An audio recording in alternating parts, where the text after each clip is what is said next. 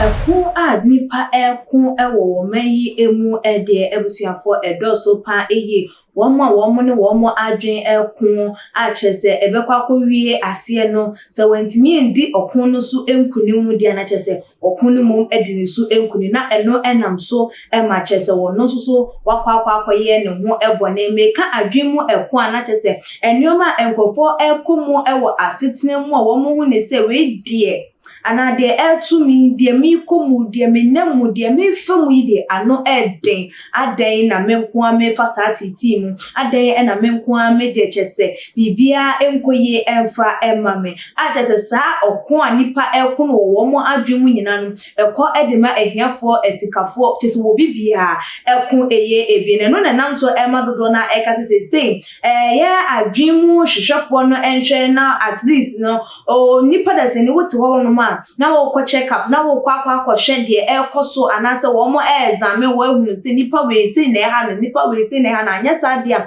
yete wono mo ana emabunu no ato na nanom ewo ensiedo wano ame de amene wo ekase de ya abaya wo ye medical doctor ono ankasa atimi acommittee suicide an wa gene kra de free ne nsem na ebra wa gene kra de free ne nsem na chese ye wa twro nyoma bi e de gu krata eso e de ato no mu a jese ohu ne se de nyoma ekono ono a wontimi enso eye ano aya ne yebusa ye ho ese enti ebra wo de twro saa de na de ato no mu a wonimu se de wo ba beye enie na adenti na saa bre no wampe wo bia wakọ nanim anaso wo bia wo gine edia na wo bia wo ben wo na wo ncheche wo haw ene wa mane wo koda nemu emfa enche ne ebia saa bre no na nke ubetimi enya nkranhye sembi afutuo nsembi ama watimi atwo ho ede afri ye awudi a wo ba bedi eye wo ho abusuafo ye nua ba kyese ne ho akọ kai dwema na se ye nua ba ne de wato na ewo ense na chese echiemu a una wo lecture ho a wo University of College of Health and Science within a year KNH na ho na wo na chese wo ye na adwen se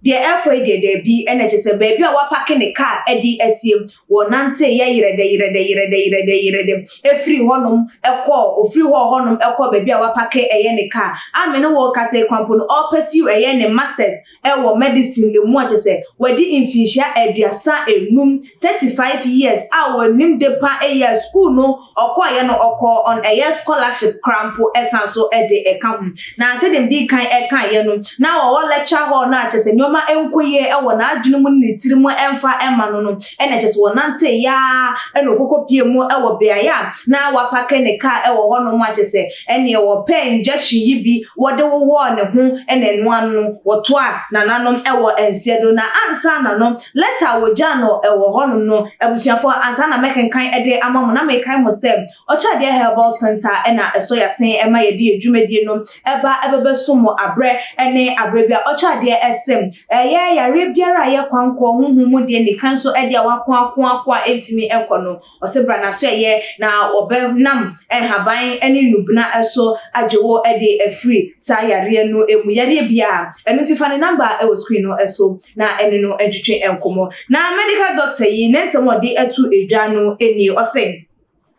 I am so sorry, but I don't expect forgiveness. I am scared of dying, but I am more scared of living. It was hard to live in a skin that is not mine, and life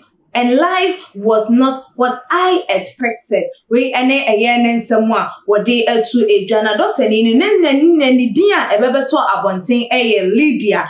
sana dodo na edi enim no na ebra wo kokun no ho eno no before wo ba beku ne ho no na acha se wodi kan contact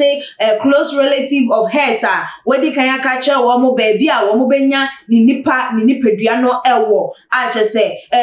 wo mo chiremu na se ntia bebeto dwane se wo frɛ ye eka kire wo mo se o ebia sei ni ti bia mo humi a aha sei ena mo behumi ewo enti na acha se wo mo de na wo mo nim se eyo owo hu asem na wo mo cattle sem ebebeto abontin say Dr. Lydia atwa nananom ewo ensie edo na according to ebra wo mo kokofa na emu no na chesem ye wo mo hu 2 bottles na enro ebi na ewo ma ye ketamen na ebiemu nso so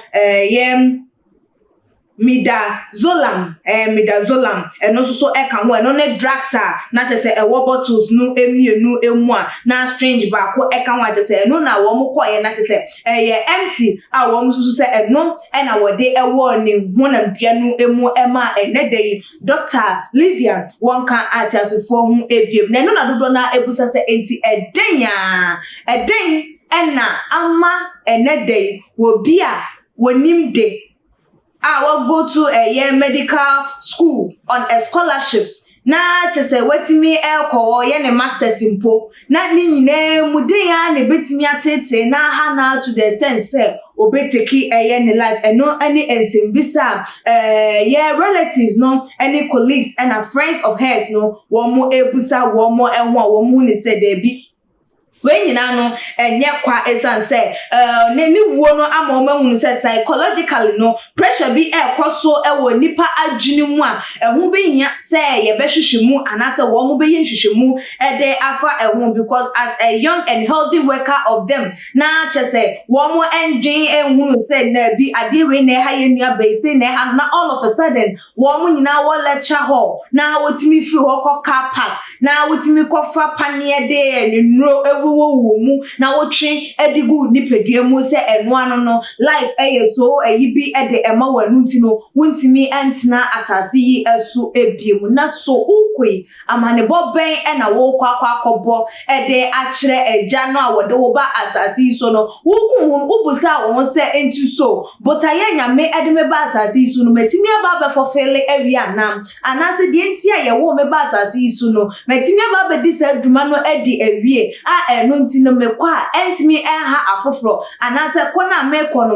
emfa ohaw bi embre eye enkrofo ameja wo mo ewo echi ana all the time ye dwene ye nkasa ye ho de ye kumu ne de ye titi ya nanti ye hu ne se abrabo no enkoye emfa emanti ye hu ne se ye kra ene ye njimfi ye se ba ya dwen wo hu se enkrofo depende ewo ye so enu nti eni kwase ye disappoint eye wo mo ana de na ekoso ama se ye suicide aye so common ede ama emabunu no hu ne se abrabo ne ye nwuno ede emana wu ene wose wo nku ne hu na sa na dikanfo no ana ye maamenom ye nananom eye ya enti nkomba wo ye abusenfo de ekoi wadwentwefa ensemi hu ene sei fabra ebebeto edwai e wotuma gh comment section na like videos na share all the social media platform eso media ene ekwia sikapa dasene yebesan edi ehia ebimakram